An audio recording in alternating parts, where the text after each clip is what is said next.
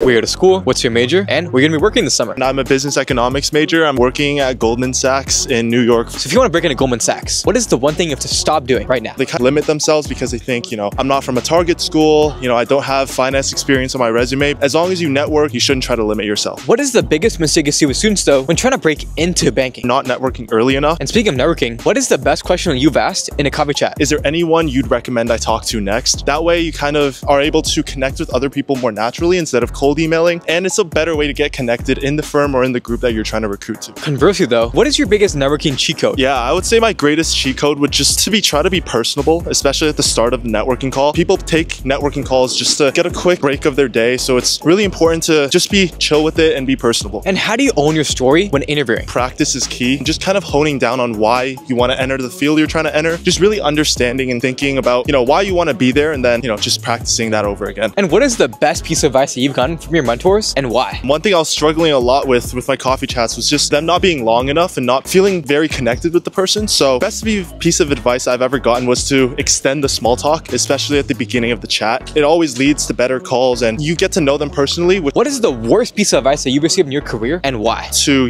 keep a list of questions prepared before every chat. Go into every chat with an open mind. Let the conversation guide you instead of, shooting them questions back and forth. And what is the one thing that nobody talks about when recruiting for banking? Is to be close with your peers who are also recruiting. It's just building that support system is very important, especially to know you're not going through all of it alone and, just to have people supporting you. And what is the most overrated piece of advice you've heard when recruiting for Goldman Sachs? Emphasis on studying too many technical questions. A lot of my peers study technical questions very heavily, but kind of struggled more on the behavioral side. So what is your biggest tip to ace the technical interview? Studying early. You don't want to be conflicted with multiple interviews in a row, but still, not really understanding your technical. So just starting in the summer or during winter break is also a great time, just so you can give yourself enough time to fully understand the material instead of just memorizing the answers.